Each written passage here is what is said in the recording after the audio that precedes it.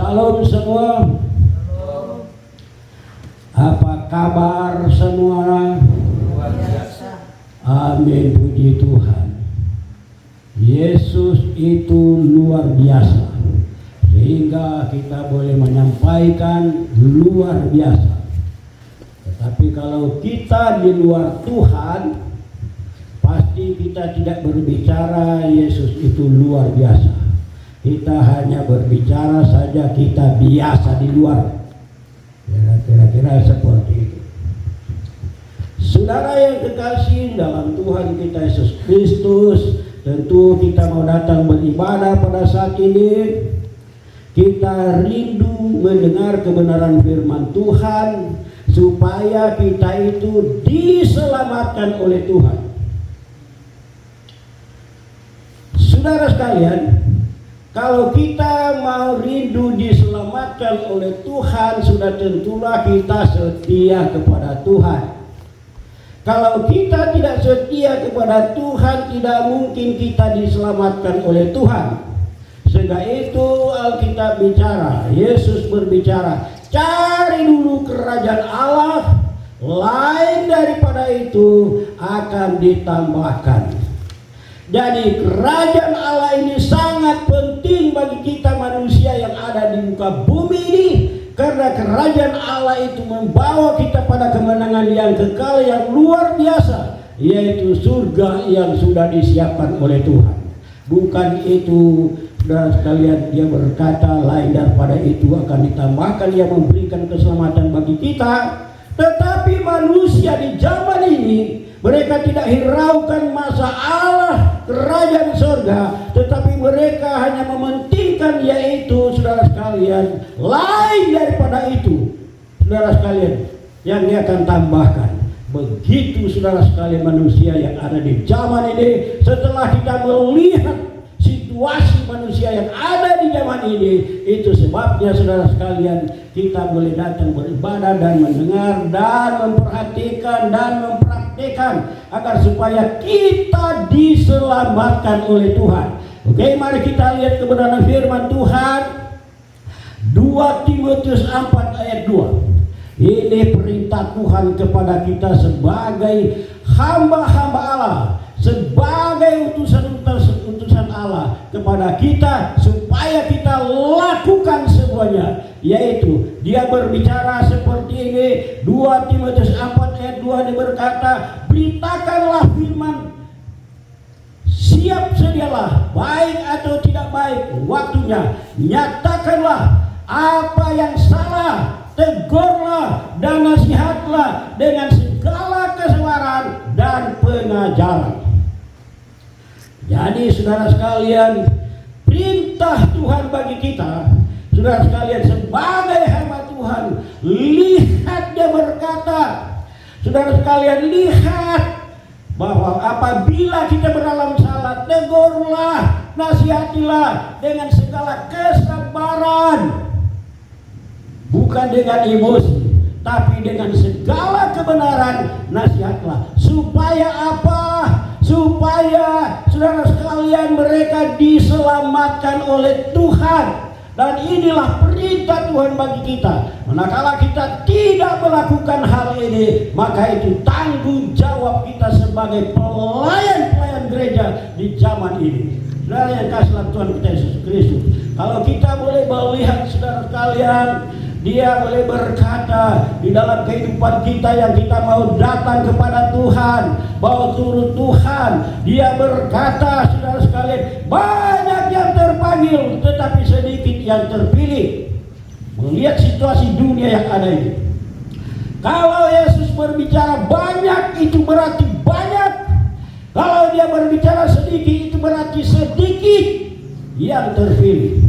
Saudara sekalian, itu sebabnya saudara sekalian kita belajar dengan kebenaran firman Tuhan, saudara yang kasih dalam Tuhan kita Yesus Kristus, dan kita boleh melihat petunjuk-petunjuk Tuhan Yesus bagi kita manusia yang ada di bumi ini sebelum terjadi. Dia sudah berikan petunjuk-petunjuk bagi kita, agar kita tidak kecewa di dalam kita beribadah kepada Tuhan. Mungkin kita kecewa karena kita sedikit, tetapi Yesus telah berbicara, saudara sekalian, banyak yang terpanggil, saudara sedikit kalau kita berada di dalam Tuhan dengan sesungguhnya, kita terpilih. Amin, saudara.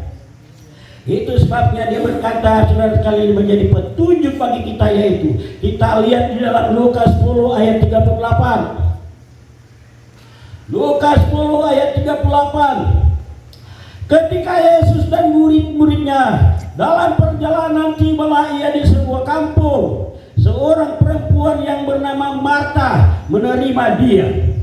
Perempuan itu mempunyai seorang saudara yang bernama Maria. Maria ini duduk dekat kaki Tuhan dan terus mendengarkan perkataannya. Haleluya. Yesus di dalam perjalanan bersama murid-muridnya untuk memberitakan keselamatan bagi manusia. Dia tidak pilih ribuan orang, satu orang pun dia layani, saudara.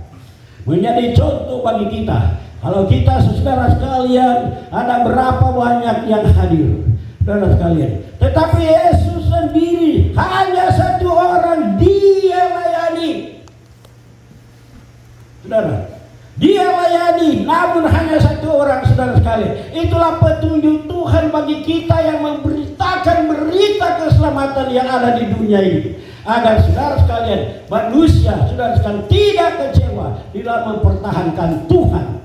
Glory, haleluya. Saudara yang kekasih dalam Tuhan kita Yesus Kristus. Tetapi di dalam pemberitaannya ini, saudara sekalian, yaitu Marta tidak menghargai. Dia hanya sibuk dengan situasi dunia yang ada. Nah, jadi kita boleh melihat dan mempelajari bahwa Yesus datang ke dunia memberitakan firman Tuhan. Hanya 2 orang saja yang ada, saudara sekalian. Tapi toh ada penantang yang, saudara sekalian, di tengah-tengah Yesus menyampaikan berita itu. Jadi tidak heran kalau kita, saudara sekalian, diejek, diolok di mana-mana tempat. Itu tidak perlu kita heran. Itulah dunia punya perbuatan bagi kita. Saudara yang kasih dalam Tuhan kita Yesus Kristus. Dan saat ini saya mau berbicara tentang doa. Tentang doa. Mengapa saudara-saudara sekalian, bagi umat Kristen itu sukar sekali untuk berdoa? Berat sekali untuk berdoa. Boleh kita lihat di mana-mana. Terlalu berat, namun disebut kita Kristen, tetapi berat sekali untuk berdoa. Di waktu tidur, di waktu bangun, bahkan menerima berkat dari Tuhan itu terlalu berat berdoa. Kenapa, saudara sekalian? Karena baik keimanan mereka yang berdoa itu seakan-akan kita mau berdoa hari ini, besok atau lusa kita sudah terima doa permintaan kita. Kita tidak menyadari dengan perkataan Tuhan bahwa doa adalah akar kehidupan bagi orang percaya. Amin. Doa adalah akar kehidupan bagi orang percaya. Jadi kalau kita berikan satu contoh atau perumpamaan tentang akar itu, saudara sekalian, berarti kita melihatkan contoh, dia harus dipelihara dulu. Sesudah itu dia berakar, berdaun dan bercabang, baru dia berbuah. Jadi ada waktunya dibersihkan, saudara sekalian. Jadi seperti itu kita yang mau berdoa, kita harus bersihkan dulu kehidupan kita. Kita harus bersihkan dulu, saudara sekalian, kehidupan kita yang ada di dunia ini. Lalu kita mau berdoa, nantikan berkat dari Tuhan, itu yakin janji Tuhan tidak pernah berubah. Itulah, saudara sekalian, kita dalam Tuhan. Tetapi kalau kita malas berdoa, malas datang kepada Tuhan, jangan mimpi kita boleh selamat sekarang. Dari yang kasih Tuhan kita Yesus Kristus. Jangan mimpi kita mau selamat kalau kita tidak setia berdoa. Sedangkan berdoa hanya begitu ringan adanya, kita tidak mau lakukan, apalagi kita mau selamat. Kadangkala kita tidak mau berdoa tetapi meminta berkat kepada Tuhan luar biasa. Saudara sekalian, itu merupakan pengemis dan Tuhan tidak menjawab semuanya itu. Amin, saudara. Nah, saudara yang kasih dalam Tuhan kita Yesus Kristus, inilah yang terjadi bagi kita manusia. Saudara sekalian, hanya menuntut berkat, tetapi tidak setia kepada Tuhan. Tidak mungkin Allah mau jawab semua permintaan kita.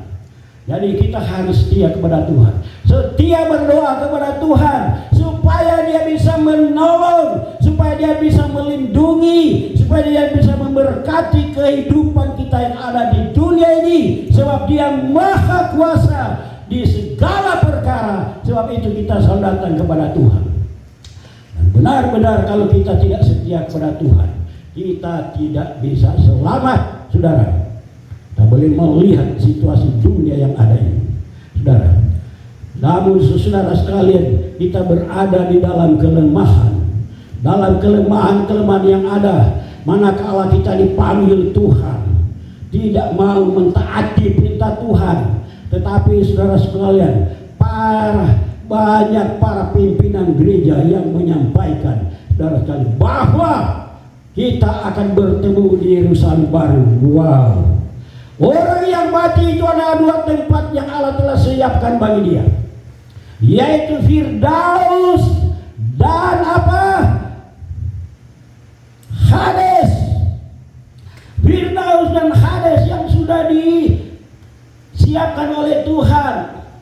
Saudara, kalau Firdaus itu adalah tempat orang-orang yang takutkan Tuhan, yang setia kepada Tuhan, itu adalah Firdaus. Sesudah dia dipanggil Tuhan, Allah tampung di Firdaus dan dijamin dilindungi oleh Allah dan diberikan kekuatan dan kesenangan oleh Allah. Tetapi orang-orang yang tidak taat kepada Tuhan, saudara sekalian, tempatnya ada di Hades. Sebelum pengadilan, mereka menerima terus penderitaan. Janji Tuhan tidak pernah berubah. Janji Tuhan itu kekal. Kita boleh melihat dalam Yesaya 14 ayat 1. Dunia orang mati sudah diturunkan, kemegahannya dan bunyi gambus nyamuk. Ulat-ulat dibentangkannya sebagai lapik tidurmu, dan cacing-cacing sebagai selimutmu. Nah, ini. Jadi saudara yang kekasih dalam Tuhan kita Yesus Kristus, banyak yang boleh berbicara, yang biasanya saya dengar, bahwa orang kalau sudah mati itu sudah senang, sudah habis perkara, dia sudah terlepas dengan apa-apa yang dia kerjakan dunia ini. Terlalu bodoh. Kenapa? Karena tidak, saudara sekalian, disampaikan tentang kebenaran firman Tuhan. Orang yang bisa senang, saudara sekalian, apabila dia berada dalam kebenaran Tuhan, yaitu Firdaus. Tetapi orang yang tidak taat kepada Tuhan, dia menderita hukuman sebelum pengadilan, saudara sekalian. Itu sebabnya dia berkata, dunia orang mati sudah diturunkan, kemegahanmu dan bunyi gambusmu. Oh saudara sekalian, itulah perkataan saudara kami Yesus. Bunyi gambus yang biasa disenangkan waktu di dunia, saudara sekalian. Saudara, tetapi ulat-ulat setelah dia meninggal dunia, saudara sekalian, ulat-ulat dibentangkan sebagai lapik tidurmu dan cacing-cacing sebagai selimutmu. Jadi bisa bayangkan, kalau cacing-cacing itu menjadi selimut kita, cacing satu ekor saja, kalau ada di tempat tidur kita, pasti kita tidak bisa tidur. Tetapi ini jadi selimut. Jadi Tuhan tidak pernah berubah.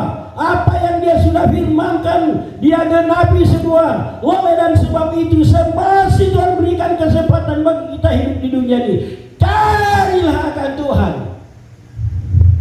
carilah akan kebenaran firman Tuhan, carilah itu kerajaan Allah, supaya kita diselamatkan oleh Tuhan.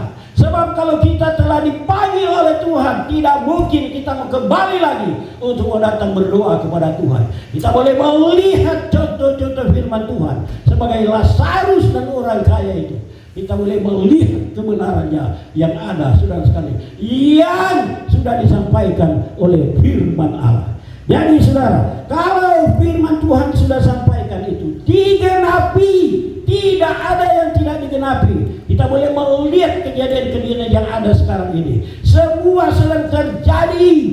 Jauh sebelumnya Allah sudah menyampaikan bagi kita tentang peperangan-peperangan yang ada di dunia ini. Bangsa melawan bangsa, kerajaan melawan kerajaan. Sekarang sudah terjadi kelaparan dan sebagainya. Kalau kita boleh melihat peperangan-peperangan yang ada, jadi kita bersyukur kepada kita, saudara sekali, masih merasakan anugerah Allah, pertolongan Allah di dalam kehidupan kita. Dan bab itu, saudara sekali, mari kita taat dengan Tuhan. Semasih Tuhan berikan kesempatan kita hidup di dunia ini. Saudara yang dikasih dalam Tuhan kita Yesus Kristus, dan kita harus tahu bahwa pohon ara itu adalah melambangkan gereja Tuhan. Amin. Pohon ara itu adalah melambangkan pekerjaan Tuhan, melambangkan pekerjaan Tuhan, melambangkan gereja Tuhan. Kita boleh melihat di sini, saudara sekali, dalam Matius 21 ayat 19, dekat jalan ia melihat pohon ara lalu pergi ke situ. Tetapi ia tidak mendapat apa-apa pada pohon itu selain daun-daun saja. Katanya kepada pohon itu, engkau tidak akan berbuah lagi selama-lamanya. Dan seketika itu juga keringlah pohon ara itu. Haleluya. Jadi di sini dia katakan bukan mati, tapi kering. Pohon ara itu yang rimbun daunnya, tapi tidak mempunyai buahnya. Dia katakan setelah dia kutuk, dia itu kering. Melambangkan gereja Tuhan yang berjumlah banyak anggotanya, tetapi kering, tidak mempunyai Roh Kudus. Dan hal itu terbawa-bawa sampai pada zaman ini. Saudara sekalian, kering, tidak punya Roh Kudus. Sehingga apa yang mereka buat, saudara sekali, mereka tidak merasa takut apa-apa karena tidak ada Roh Kudus di dalamnya. Mereka membuat pesta pora, saudara sekalian, mereka tidak merasa takut. Bahkan pun setelah saya melihat bersama-sama dengan pejabat-pejabat gereja, saudara yang kekasih dalam Tuhan kita Yesus Kristus, inilah saudara sekalian kebenaran firman Tuhan yang menjadi contoh bagi kita manusia. Itu sebabnya kalau kita telah mendengar firman Tuhan, bertobatlah, bertobat. Sebab bisa bayangkan kalau kita tidak selamat, 20 tahun kita beribadah, kemudian kita tidak selamat. Betapa celaka. Hukuman bukan sementara tapi kekal. Bertobatlah, saudara sekalian, agar kita diselamatkan oleh Tuhan. Jangan kita, saudara sekalian, melakukan hal-hal ibadah kita, beribadah kepada Tuhan yang tidak mempunyai Roh Kudus. Betapa bahaya kita di dalam Tuhan. Itu sebabnya, saudara yang kasih Tuhan kita Yesus Kristus, di zaman ini, setelah kita melihat pelajaran-pelajaran Alkitab, petunjuk-petunjuk Alkitab, kita harus taati, dengar, terima, dan praktekkan agar kita, saudara sekalian, mengerti dan kita diselamatkan oleh Tuhan. Inilah kebenaran firman Tuhan. Sebab biasanya setelah kita melihat para pimpinan gereja, saudara sekalian, yang menyampaikan banyak yang terjadi. Kalau mereka itu sudah meninggal dipanggil Tuhan sekali lagi, mereka bilang, oh dia sudah so senang, so selamat dia, so luput dari beban. Mereka tidak tahu bahwa ada tempat yang disiapkan oleh Tuhan. Bagaimana yang saya katakan, yaitu Firdaus dan Hades. Dari yang kasih Tuhan kita Yesus Kristus. Itulah kebenaran firman Tuhan bagi kita. Sebab itu, jangan kita lalai berdoa. Jangan kita, saudara sekalian, lalai beribadah. Hal-hal yang paling penting, yang ringan, Allah berikan bagi kita. Bisa bayangkan kalau kita tidak lakukan itu. Jangan menyesal. Sesal kemudian tidak ada gunanya. Haleluya. Haleluya. Dan saat ini, saudara sekali, kalau kita boleh melihat ada petugas dari polisi yang menjaga keamanan kita yang ada dalam beribadah, dan itulah kemauan pemerintah agar negara dan bangsa ini aman dan damai. Perintah dari Pak Kapolri, Kapolres supaya amankan. Itulah pemerintah yang sangat baik agar supaya negara dan bangsa kita ini aman dan damai. Itulah kemauan pemerintah. Dan saya berterima kasih. Semoga Allah memberkati para Kapolri, para Kapolres, bahkan istimewa para polisi-polisi yang sudah turun lapangan untuk menjaga keamanan kita. Saya yakin segala perbuatan kita yang baik diberkati oleh Tuhan. Bahkan saya sangat bersyukur Bapak Presiden Prabowo yang sudah bekerja keras untuk menumpas segala kejahatan yang ada di dunia ini, yaitu antara lain korupsi yang merajalela dan sekalian di dunia ini, di negara kita ini. Dan bisa bayangkan korupsi yang ada sudah miliar, sudah triliun. Bisa bayangkan kejahatan manusia seperti ini. Rakyat sudah menderita. Bahkan ada yang hidup di bawah kolong-kolong jembatan karena menderita. Mereka saudara sekali korupsi sudah dengan miliar, triliun. Untuk apa sebenarnya? Mereka hanya menyusahkan negara kita, menyusahkan rakyat kita. Saudara sekali, itu sebabnya saya bersyukur, berterima kasih atas tindakan Prabowo yang bekerja keras untuk melawan dan menantang korupsi yang ada. Saudara sekalian, puji Tuhan.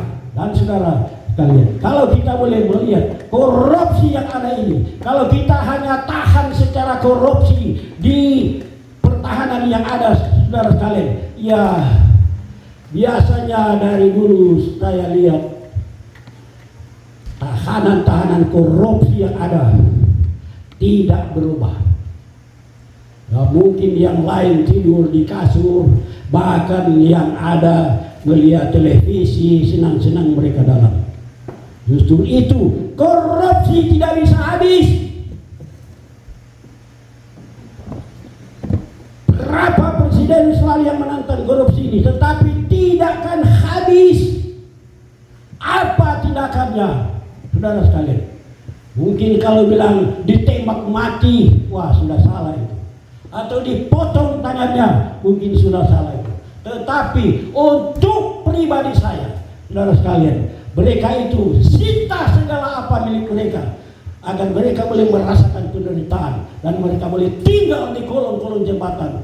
Seperti itulah yang saya yakin pasti mereka bertobat dan pasti tidak akan muncul lagi korupsi yang ada. Justru itu kita perlu sampaikan. Kita perlu sampaikan kepada seluruh umat beragama. Doakan Presiden Prabowo yang menumpas kejahatan-kejahatan yang ada, agar dia selalu berada di dalam kekuatan daripada Allah yang Maha Kuasa itu. Karena dia menghadapi tantangan ini, saudara sekalian, dia menghadapi tantangan ini, pasti saudara sekalian, dia menghadapi saudara sekalian membahas korupsi yang ada, pasti banyak tantangan. Tetapi kalau dia melakukan apa yang diperintah Tuhan, janji Allah itu,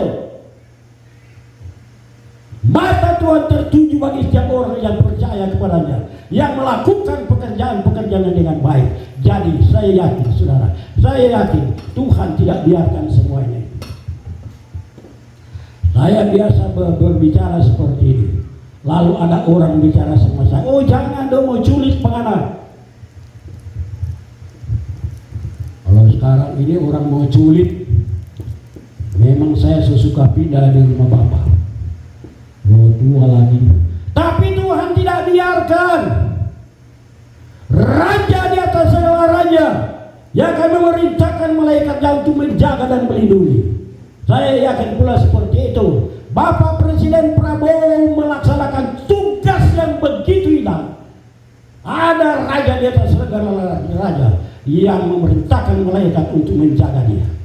Untuk itulah kita sebagai umat beragama doakan Presiden Prabowo yang menumpas segala kejahatan korupsi yang ada, agar negara dan bangsa kita ini tidak menderita, rakyat boleh hidup baik, rakyat boleh hidup senang, saudara sekalian, karena korupsi yang sudah ditumpas oleh Bapak Presiden. Itulah saudara sekalian bagi kita, tidak ada lain yang kita harapkan. Itulah yang menjadi harapan bagi kita. Puji Tuhan, kebenaran firman Tuhan ini yang menjadi satu senjata yang ampuh bagi kita di dalam kita mempertahankan Tuhan selama Tuhan berikan kesempatan hidup kita di tengah-tengah dunia ini. Oke, itulah kebenaran firman Tuhan. Mari kita